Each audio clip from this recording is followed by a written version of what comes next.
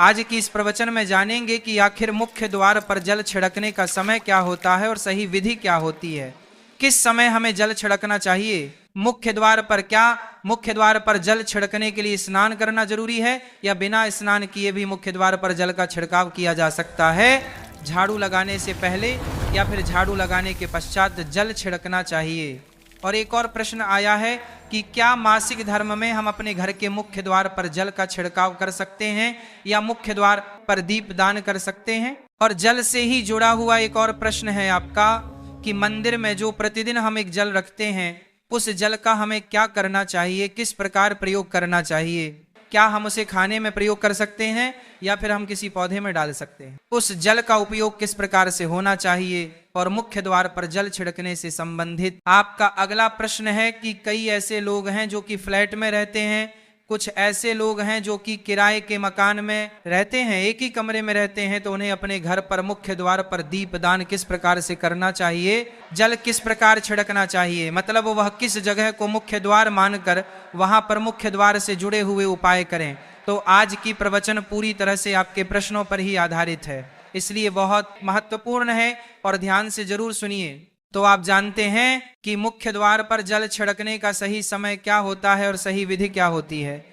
तो देखिए, यदि आप मुख्य द्वार पर जल छिड़कते हैं तो आपको ध्यान रखना है कि जल आप एक दिन पहले ही, मतलब रात को सोने से पहले एक पात्र में, कोई भी आप पात्र ले सकते हैं, जैसे कि आप एक तांबे का पात्र ले सकते हैं, तांबे का ना हो तो आप पीतल का ले सकते हैं, स्टील का ले सकते हैं, चांदी का ले सकते हैं, जो भी पात्र आपके पास उपलब्ध हो। एक लोटे में थोड़ा सा गंगा जल डाल दीजिए और उसके ऊपर शुद्ध जल भर दीजिए। और हाँ, गंगा जल ना हो तो भी परेशान होने की आवश्यकता नहीं है, सिर्फ शुद्ध जल से भी आप पात्र को भर सकते हैं। जल से भरे पात्र को अपने घर की रसोई में रख दीजिए। अब जैसे कि आप अगले दिन सुबह उठकर इस जल का छिड़काव अपने घर के मुख्य द्वार पर करेंगे। अब बहुत से भक्तों के प्रश्न आए हैं कि क्या हम स्नान से पहले ये जल छिड़क सकते हैं या फिर स्नान करना जरूरी है। देखिए, मुख्य द्वार पर जो सुबह सवेरे सबसे पहले जल छिड़का जाता है, जैसे कि जो रसोई में रखा हुआ जल होता है, यह एक तरीके से उपाय के तौर पर किया जाता है। घर में किसी भी प्रकार की परेशानी हो, किसी भी प्रकार के दुख दर्द रहता हो, गरीबी हो या फिर कलह क्लेश बहुत अधिक रहता है, मतलब किसी भी प्रकार की नेगेटिव ऊर्जा से आप परेशान हैं, बहुत समय से परेशानियां में ही घिरे हुए हैं, तो ऐसे में घर की रसोई में जल रखा जाता है और यही जल घर के मुख्य द्वार पर सुबह उठकर छिड़का जाता है। इस जल के छिड़काव से आपके घर की कोई भी परेशानी हो बहुत शीघ्र समाप्त हो जाती है।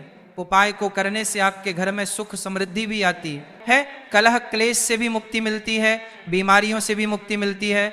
मतलब देखिए, किसी भी प्रकार की मानसिक परेशानी हो, शारीरिक परेशानी हो, आर्थिक तंगी हो या आपके घर में कोई वास्तु दोष हो, किसी भी प्रकार का ग्रह दोष हो, जैसे कि कई बार ऐसा होता है कि कई लोगों के ऊपर कई प्रकार के बुरे ग्रह दोषों का प्रभाव होता है, जिसकी वजह से घर में परेशानियां सदैव बनी रहती हैं, तो ग्रह दोषों के प्रभाव से भी आपको मुक्ति मिलती है। दोष और पितृ दोष भी समाप्त होता है। इसके साथ ही जैसे कि बहुत से लोगों के प्रश्न होते हैं कि उनके ऊपर किसी ने कुछ कर करा दिया है, उनके परिवार में किसी भी प्रकार की पहले कोई परेशानी नहीं थी, किंतु अभी कुछ समय से परेशानियां लगातार आती जा रही हैं और कोई रास्ता नहीं मिल रहा है परेशानी से निकलने का। तो किसी के भी किए कराए तंत्र मंत्र का प्रभाव हो, किसी की बुरी नजर का प्रभाव हो, तो भी आपके इस उपाय से, मतलब इस एक लोटे जल से आपकी परेशानी स्वतः ही कुछ दिनों में नष्ट हो जाती है। तो ये घर की सभी परेशानियों से मुक्ति पाने का रामबाण और सबसे सरल, सबसे आसान उपाय होता है, जो हमारे शास्त्रों में वर्णित है। तो आप अपने घर की रसोई में एक लोटा जल रखें, रात में भरकर और प्रातः काल जल्दी उठकर उसी जल से अपने घर के मुख्य द्वार पर छिड़काव कीजिए। अब जैसे कि बहुत से लोगों के प्रश्न आते हैं कि यह जल हमें किस समय अपने घर के मुख्य द्वार पर छिड़कना चाहिए। तो देखिए, सुबह सूर्योदय होने से पहले इस जल का छिड़काव आपके घर के मुख्य द्वार पर हो जाना चाहिए। आप चाहे इसके पश्चात आप शुद्ध जल से, मतलब किसी भी दूसरे जल से अपने घर के मुख्य द्वार को धोते हैं तो पश्चात में भी धो सकते हैं, कोई समस्या नहीं है, किंतु इस जल का छिड़काव घर के मुख्य द्वार पर सूर्योदय होने से पहले हो जाना चाहिए। और अब जैसे आपका अगला प्रश्न है कि क्या हमें स्नान करके इस जल का छिड़काव अपने घर के मुख्य द्वार पर करना चाहिए या फिर बिना स्नान किए भी कर सकते हैं। ये जो हम जल छिड़कते हैं मतलब ये एक उपाय होता है, तो इसे हम स्नान करने के पश्चात नहीं करते हैं। सुबह जल्दी उठते हैं और उठकर सबसे पहले घर की रसोई में जाएंगे, उसके पश्चात उस जल को लेकर आप घर के मुख्य द्वार पर जाएंगे। मुख्य द्वार खोलकर मतलब मेन गेट खोल दीजिए और उसके पश्चात मुख्य द्वार पर इसी जल का छींटा दीजिए, छिड़काव कर दीजिए। और जल का छिड़काव करते समय अपने पितरों का ध्यान कीजिए, माँ का ध्यान कीजिए, क्योंकि कहा जाता है कि सुबह सुबह माँ लक्ष्मी प्रत्येक द्वार पर आती है, सबके द्वार पर आती है। जिनके भी द्वार खुले होते हैं, जिनके घर में जल का छिड़काव मुख्य द्वार पर हुआ रहता है, उसके घर में वो प्रवेश कर जाती है। तो माँ लक्ष्मी का अपने माँ में ध्यान कीजिए और एक तरह से प्रार्थना कीजिए कि हे माँ लक्ष्मी, आप मेरे घर में प्रवेश करें, मैं आपका स्वागत करने के लिए तैयार हूँ। और इसके पश्चात अपने पितरों का ध्यान कीजिए, क्योंकि हमारे घर की जो दहलीज होती है वहीं पर पितरों का वास माना जाता है। तो जब आप दहलीज पर जल के छींटे देते हैं तो आपके पितर बहुत प्रसन्न हो जाते हैं और उनका आशीर्वाद भी आपको प्राप्त होता है। तो सुबह जो आप जल छिड़कें, इसके लिए स्नान करने की आवश्यकता नहीं है, बिना स्नान किए भी कर सकते हैं। और अब आपका अगला प्रश्न है कि क्या झाड़ू लगाने के पश्चात हमें जल का छिड़काव करना चाहिए या फिर झाड़ू लगाने से पहले भी जल का छिड़काव कर सकते हैं। देखिए, जैसे मैंने आपको पहले ही बताया, सोकर उठने के पश्चात सबसे पहला कार्य जो आपको करना है वह जल का छिड़काव ही करना है। उसके पश्चात आप झाड़ू लगा सकते हैं, किंतु एक चीज का ध्यान रखिए, जब हम सोकर उठते हैं तो सबसे पहले बिस्तर पर बैठे हुए ही अपने दोनों हथेलियों को जोड़कर और दोनों हथेलियों को सामने से जोड़कर पूरी हथेली को देखा जाता है, उसमें माँ लक्ष्मी का ध्यान किया जाता है। उसके साथ ही पंच देवताओं का ध्यान किया जाता है। देवता कौन कौन से होते हैं? माँ दुर्गा, भगवान शिव, भगवान श्री हरिविष्णु, गणपति, गजानन और भगवान सूर्य देवता, पंच देवताओं का ध्यान हम अपने हाथों में ही करते हैं। अपने इष्ट देवता का और पंच देवताओं का ध्यान अपनी हथेलियों में कर लीजिए। उसके पश्चात दोनों हाथ जोड़कर सभी देवी देवताओं को प्रणाम किया जाता है और उसके पश्चात अपने हाथ से पृथ्वी का स्पर्श करते हैं, धरती को छूकर प्रणाम करते हैं 2 बार या 3 बार, और उसके पश्चात अपना दाहिना पांव पृथ्वी पर रखते हैं, धरती पर रखते हैं। उसके पश्चात ही बाकी के जो सभी कार्य होंगे वह उसके पश्चात ही किए जाएंगे। जल का छिड़काव आप उसके पश्चात ही करेंगे। सुबह उठने के पश्चात सबसे पहले हथेलियों के दर्शन, फिर धरती को प्रणाम कीजिए, फिर धरती पर पैर रखिए और उसके पश्चात रसोई में जाकर आपको जल लेना है और घर का मुख्य द्वार खोलकर मुख्य द्वार पर जल का छिड़काव करना है। माँ लक्ष्मी का और अपने पितरों का ध्यान करना है। उसके पश्चात आप अपने घर में आ जाएंगे और उसके पश्चात जो भी आपके रूटीन वर्क होते हैं, मतलब झाड़ू लगाएंगे या फिर आप स्नान करेंगे, ये सभी उसके पश्चात किए जाएंगे। और अब जैसे कि कई लोगों के प्रश्न आते हैं कि जब हम जल का छिड़काव करते हैं, क्या उसी समय हम घर के मुख्य द्वार पर झाड़ू लगाकर और पानी डालकर क्या हम मुख्य द्वार की अच्छे से सफाई कर सकते हैं? जी हाँ, बिल्कुल कर सकते हैं। पहले आप जो रसोई में रखा हुआ जल है उस जल का छिड़काव कर दीजिए, उसके पश्चात और भी पानी डालकर, मतलब यदि आपके पास जल और उपलब्ध है तो और जल और घर के मुख्य द्वार की अच्छी तरह से झाड़ू से या कैसे भी सफाई कर सकते हैं। और कई लोगों के प्रश्न आए हैं कि हम किसी फ्लैट में रहते हैं या फिर किसी ऐसे कमरे में रहते हैं, किराए के कमरे में, कि हमारे पास एक ही कमरा है, तो हम जल का छिड़काव या फिर दीपदान कहाँ पर करें, किससे हम अपना मुख्य द्वार माने? देखिए, जो आपका अपना कमरा है या फिर जो फ्लैट है उसका जो मुख्य द्वार है, आप उसी स्थान पर दीप दान करेंगे और उसी स्थान पर आपको जल का छिड़काव करना है। मतलब जहां पर आपका यदि एक ही कमरे का मकान है तो आपके कमरे का जो दरवाजा है वहीं पर आपको थोड़ा सा जल छिड़कना है और वहीं पर आप दीप दान भी करेंगे, जो कि मुख्य द्वार से जुड़े हुए उपाय होते हैं वह आप अपने घर के, मतलब जो अपना कमरा है उसके बिल्कुल दरवाजे के पास ही करेंगे। पर आपका अगला प्रश्न है कि क्या मासिक धर्म में हम अपने घर के मुख्य द्वार पर जल का छिड़काव कर सकते हैं, दीपदान कर सकते हैं? जल का छिड़काव करने के लिए मासिक धर्म चालू हो या ना हो उसे कोई फर्क नहीं पड़ता, आप जल का छिड़काव कर सकते हैं। रही बात दीपदान की, तो दीपदान देखिए धार्मिक पूजा में आ जाता है और धार्मिक पूजा हम बिना शुद्ध हुए नहीं कर सकते हैं, मतलब मासिक धर्म समाप्त होने के पश्चात ही आप कर सकते हैं। बाकी जल का छिड़काव आप कभी भी कर सकते हैं, कोई समस्या नहीं है।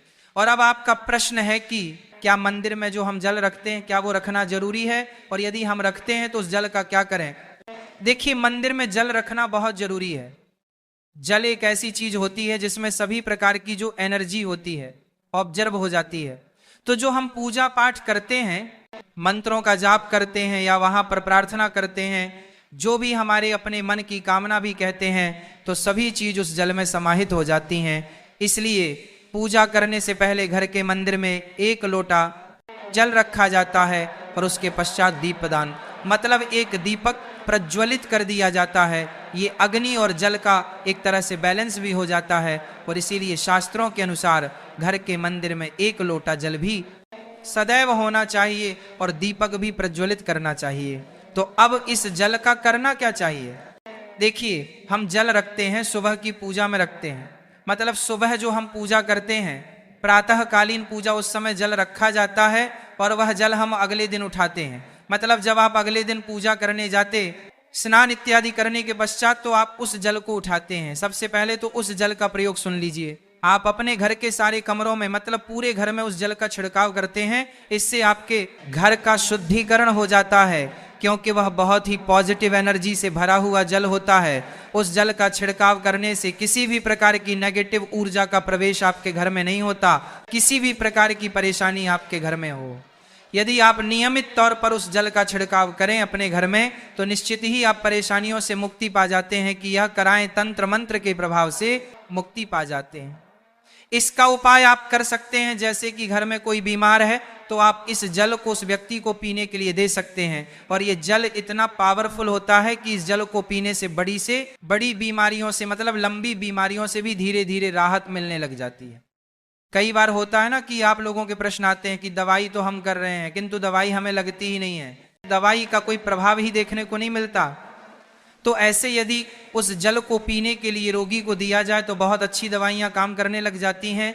और जैसे कि परिवार में यदि बहुत अधिक कलह क्लेश रहता है, सदैव आपस में सामंजस्य बनता ही नहीं है, आपस में हर बात पर मतभेद होता है, तो परिवार के सभी सदस्य इस जल में से यदि थोड़ा थोड़ा पीते हैं तो धीरे धीरे विचारों में परिवर्तन आने लग जाता है। पॉजिटिव विचार सभी के होने लग जाते हैं और आपस में समन्वय होने लग जाता है। कलह क्लेश और मतभेद सदैव के लिए समाप्त हो जाता है। और मंदिर में रखे हुए जल का अगला उपाय क्या है? देखिए, यदि आप कोई दुकान करते हैं, कोई व्यापारिक स्थल है आपका, तो प्रतिदिन इस जल में से थोड़ा सा जल ले जाकर दुकान पर, व्यापारिक स्थल पर छिड़काव कीजिए। इससे आपका काम बहुत अच्छा चलता है। मतलब किसी भी प्रकार की परेशानी आपके व्यापारिक स्थल पर नहीं आती है, क्योंकि जैसा मैंने आपको बताया, ये जो जल होता है बहुत पावरफुल होता है, बहुत पॉजिटिव होता है। तो इस जल का करने से बहुत सारी परेशानियां स्वतः ही समाप्त हो जाती हैं। जैसे यदि आपके दुकान पर किसी की नजर लगी है, बहुत से लोगों के प्रश्न आते हैं कि हमारे काम को किसी ने बांध दिया है, मतलब किसी की बुरी नजर ऐसी लग गई है कि पहले तो दुकान बहुत अच्छी चलती थी, अब नहीं चल रही है, तो आप इस उपाय को कर सकते हैं। निश्चित ही बहुत जल्द ही आपको परेशानियों से मुक्ति मिल जाती है और दिन दुगनी रात चौगुनी आपके व्यापार में तरक्की होती है। और मंदिर में रखे हुए जल को आप अपने घर की रसोई में, खाना बनाने में, पीने में भी प्रयोग कर सकते हैं, किंतु खाना बनाने में प्रयोग तभी कीजिए जबकि आपके घर में बिल्कुल सात्विक भोजन बनता हो, मतलब लहसुन प्याज यदि आपके घर में बनता हो तो खाना बनाने में इस जल का प्रयोग नहीं किया जा सकता है। फिर आप इस जल को थोड़ा थोड़ा परिवार के सदस्य मिलकर ग्रहण कर सकते हैं और बचे हुए जल को आप अपने घर में पौधों में डाल सकते हैं। तो देखिए, ऐसा नहीं है कि मंदिर पर रखा हुआ जल बेकार होता है, किसी काम का नहीं होता है। बहुत सारे उपयोग इस जल के होते हैं। यदि हम सही तरीके से प्रयोग करें तो अपने जीवन की बहुत सारी परेशानियों का समाधान मात्र से 1 लोटे जल से हम कर सकते हैं। तो ध्यान रखिए कि मंत्रों से अभिमंत्रित जल बहुत महत्वपूर्ण होता है, बहुत शक्तिशाली होता है। और हमारे घर के मंदिर पर रखा हुआ जल देवताओं का आशीर्वाद होता है, क्योंकि पूरे समय वह देवताओं के पास होता है, देवता वहां पर रहते हैं। तो उस जल में हर प्रकार की शक्ति समाहित होती है, जो कि पॉजिटिव शक्तियां होती हैं। और इस जल का प्रयोग यदि हम सही तरीके से करते हैं, मतलब उसको पीने में करते हैं, खाना बनाने में करते हैं, घर में जल का छिड़काव करने में करते हैं, तो इससे हमारी समस्याओं का समाधान होता है। और यदि कोई भी कार्य नियमित तौर पर, मतलब प्रतिदिन किया जाता है, तो उसका हमें लाभ प्राप्त होता है। कभी कभी तो निश्चित ही आपको उतना लाभ दिखाई नहीं देगा, किंतु यदि आप नियम बना लेंगे कि हर रोज उसी जल से घर में छिड़काव करना है, घर में प्रत्येक व्यक्ति को थोड़ा थोड़ा पीने के लिए देना है, बचे हुए जल को पौधों में डाल दीजिए, दुकान पर छिड़क दीजिए, अपने घर के व्यापारिक स्थल पर छिड़काव कीजिए, बच्चों की बुक्स सेल्स में, अपने घर की तिजोरी में, हर जगह इस जल का छिड़काव कीजिए और नियमित तौर पर कीजिए। चमत्कार आपको निश्चित ही देखने को मिलेगा।